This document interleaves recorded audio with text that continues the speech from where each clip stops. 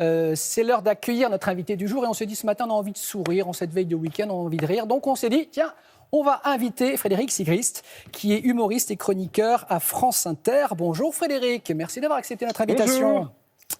Alors, c'est moi qui vous remercie. Ah non, c'est un plaisir. Alors vous qui faites rire en rebondissant sur l'actu depuis des années, est-ce que la période singulière qu'on est en train de traverser vous inspire ? Alors oui, elle m'inspire, mais vu que je n'ai plus accès aux scènes, elle m'inspire surtout que ma famille, voilà, qui est obligée de m'entendre parler à longueur de journée de tout ce qui se passe et de les faire rire eux. Et voilà, ça s'arrête là parce que les salles n'étant toujours pas ouvertes, Ouais. pour l'instant, je suis redevenu comme un adolescent, je fais rire ma chambrée. Mais vous prenez des notes, Frédéric, j'imagine, pour votre prochain spectacle. Oui, Enfin, voilà. oui, évidemment. Et Évidemment, en même temps, je sais que quand les salles ouvriront, les gens n'auront pas forcément tout de suite envie qu'on parle de tout ce qu'on a vécu de manière collégiale. Tout de suite, il y aura un petit sas pour d'abord digérer tout ça, je pense. donc vous pensez que le Covid, malheureusement 100 000 morts actuellement en France, on pourra en parler, on pourra en rire un jour, mais c'est ça, il y a une espèce d'inertie, de période pendant laquelle on ne peut pas y toucher. C'est votre sentiment ?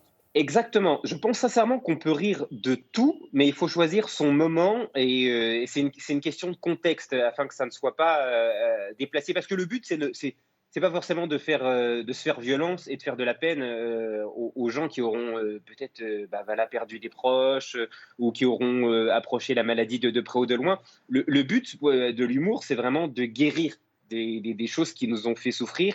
Et donc, je pense que quelquefois, il faut attendre un petit peu avant d'attaquer un sujet. Il faut surtout trouver le bon angle pour pouvoir le faire intelligemment. Le petit Frédéric, quand il grandit du côté de Nancy, c'est quel type de petit garçon ? Est-ce qu'il fait rire ses copains déjà ? Est-ce qu'il a déjà une fibre humoristique, comique ? Alors, je sais bien que c'est un peu la grande légende autour des humoristes de dire « Oh, mais dès que j'étais petit, moi, je Vous faisais arrêtez le rire monde. toute ma classe. » Voilà, moi, c'était vraiment… je posais des questions et j'étais un petit gars, j'étais fils unique, j'avais un imaginaire très développé. Et en posant des questions pour lesquelles je voulais vraiment avoir une réponse, je me suis rendu compte que souvent, la réaction, c'était que les gens riaient. Mais moi, à la base, je me posais la question juste parce que je voulais une réponse, pas parce que j'avais vraiment envie de faire rire. Et c'est au fur et à mesure que je me suis rendu compte que j'avais peut-être une manière d'approcher Ouais. les choses ou les événements de façon décalée. Et voilà, en fait, moi, je me pose des questions très sérieuses, mais simplement, les gens pensent que je dis des conneries. J'adore, Frédéric, quand vous parlez de vos doubles origines. Vous nous les rappelez, vos doubles origines ? Alors, je suis lorrain et guadeloupéen à la fois, c'est-à-dire que lorrain par ma mère et guadeloupéen par mon père. Donc voilà, c'est deux mentalités, deux cultures très, très, très, très différentes. Les salles de sport, elles sont fermées. Ça vous manque ? Je sais que vous avez une jolie formule sur les salles de sport. Je crois que c'était dans votre précédent spectacle. Oui, mais parce qu'en fait, si vous voulez, fut une époque, le sport et moi, on avait un rapport un peu conflictuel. Ouais. C'était un petit peu comme Meghan Markle et justement la famille royale, quoi. C'est-à-dire qu'on était bien chacun sur un continent différent. Et Et je crois que vous la compariez à une ONG. Est-ce que c'est possible, ça, dans ma mémoire ? Oui, exactement. C'est ça. C'est-à-dire que voilà, chaque mois, je versais énormément d'argent aux salles de sport, mais ils ne me voyaient jamais. C'était exactement comme les ONG.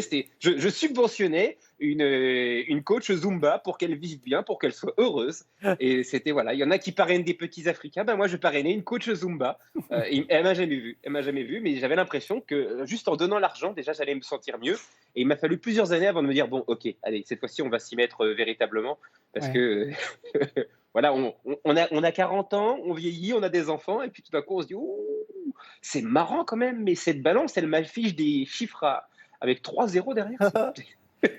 Si on essaie d'entrer dans votre tête, Frédéric, comment ça se passe ? Bon, on a compris, vous n'êtes pas sur scène en ce moment, bientôt, hein, on le souhaite évidemment pour tous les artistes, mais comment ça se passe ? Vous testez vos vannes, vos blagues auprès de vos proches, de vos amis ? Parce que comment on sait qu'une blague va être efficace sur scène devant un public ?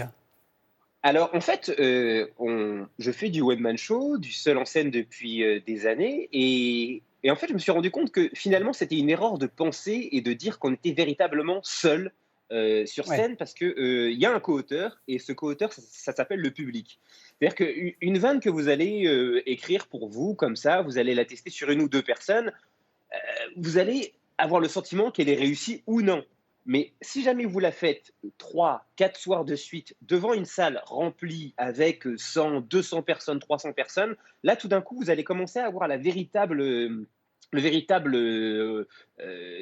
réalité de cette vanne. Est-ce qu'elle est vraiment drôle? Parce que ce qui ne fait pas rire une personne va peut-être en faire rire une autre. Ouais. Et c'est vraiment une sorte de moyenne. Il faut lisser ça sur une semaine de représentation face à un public. Et c'est là qu'il se passe des choses, en fait. Bon, votre spectacle consacré aux super-héros, vous allez le rejouer quand? Il est prêt, vous êtes chaud bouillant, vous êtes chaud bouillant. Ah, mais moi, je suis chaud bouillant. Après, c'est monsieur. Je reçois des coups de téléphone régulièrement de Jean Castex qui me dit bon, ça n'est pas cette semaine, ça n'est pas la semaine prochaine non plus. Mais ça va bientôt Voilà. venir. Mais ça va bientôt venir. Voilà. Donc, moi, pour l'instant, j'attends dès qu'on me donne le feu vert. Je reprends le spectacle. Bon. Je serai ravi de retrouver le public. Et ce que j'ai appris durant les 2 confinements successifs qu'on a pu vivre, c'est que le public est présent. C'est-à-dire qu'il y a une véritable envie, Oui. une appétence pour le spectacle vivant. Et c'est vrai que les formules Zoom, Skype et tout ça, c'est bien. Ah oui, mais ça nous permet de compenser plein de choses. Mais rien ne remplace vaut pas. le spectacle vivant. Ouais. Bien sûr. En tout cas, sachez qu'on vous adore à Télématin. On aime beaucoup votre humour, Frédéric, et on viendra vous applaudir Merci avec beaucoup. une caméra également dès que vous serez sur scène, de retour. Merci beaucoup. Belle journée. Merci pour votre Merci à sourire vous. matinal. Merci beaucoup.